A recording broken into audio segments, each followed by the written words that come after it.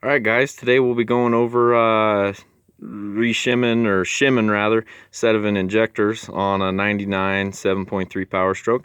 So this is going to look just like your 99 to 2003 7.3 power strokes. This same procedure though is going to also work for your 94 through 97, the OBS body style. Often not noted, this will also work on a 3126E and a DT466E.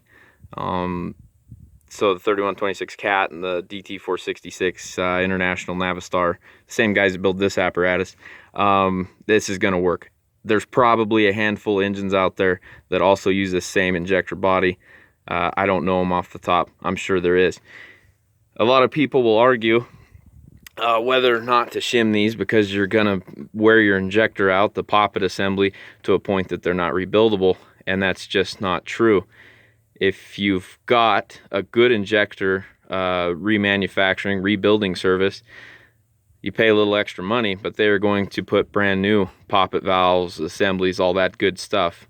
A lot of your other companies are going to do exactly what we're doing, you know, and then if you're opting for performance or whatever, they'll change intensifier pistons in there or nozzles or whatever.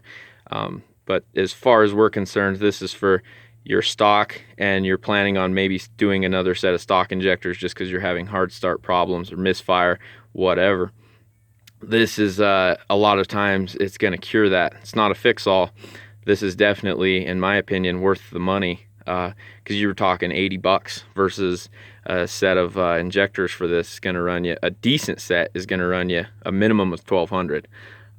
So anyway, I'm already on the third one back. I've done the first two already. I'll tear into this third one and we will go from there. So don't mind my retardation. Kind of hard to hold the camera and the socket at the same time, but anyway, here we are. You're going to take these 4 screws out from this coil assembly right here for starters. So there I've got the 4 screws loosened up, and take your wire, pop it off like so, and then you'll give this guy a good old lift job. See if you can get an angle in here to see that. It's going to come off like so. And set that off to the side. This here, you'll take this off at first. You'll be using this again in a second if you have to shim it. This little plate here, slide it a little, oil stiction, and we'll get to some more on that here in a little bit. Spacer plate, these are directional. You're going to put this end right here is going to be on the bottom. Okay, so that's going to face like so. A little, you see the groove there?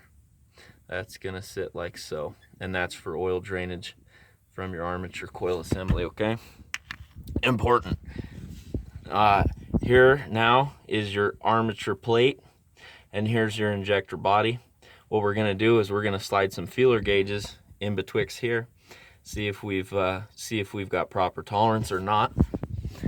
Here I've got the cheapos that are supplied in the kit, and I always end up using them instead of digging out the stuff from my box because, well, you're already into the kit, aren't you?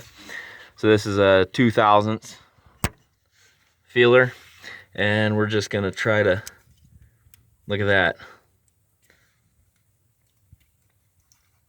See that? Cannot even sneak a 2/1000 in there. When these are shimmed right, you should have 3 to 4/1000, okay? So can't fit that in there at all. So now we're going to take that off. Now, good way to go about this is to take this plate right here that we just took off earlier. Go ahead and set it on there. Take 2 of your screws out of your coil assembly, and you'll put them catty corner from each other back into here. And all that's going to do is make sort of a lock, if you will, for when you go to loosen that center screw in the armature. This whole armature is going to want to spin, but with this in place, it won't allow it. So go ahead and do that, and I'll skip back to when we got this off. So there you have that. That's off now. Basically what you're shimming, you're going to end up throwing a shim right around that screw, and that's going to lift, in a sense, the tolerance in betwixt this armature plate and the poppet assembly, which is that right there. You kind of see where those 4 screws are. Well, when the armature gets too close to that injector body, there's stiction. The oil in between there creates stiction, which won't allow the coil to lift that poppet assembly. So you're shimming right in the, you see what I mean, screw hole. Here's what you're doing. You're lifting this. You buy a decent little kit, and it's going to come with new screws too, as like this one did right here. Where are they at? Here's some new screws. It's a great thing to change these, put new screws. Reason being, when these are torqued proper, and these aren't inch pounds, when these are torqued right, that screw does stretch. There is a difference in length between the old ones and the new ones, I assure you. Those are longer. They rely on the stretch of that, the clamping pressure to keep these things tight. A lot of people will put Loctite. I don't. Torque it right, torque it by feel, whatever you want.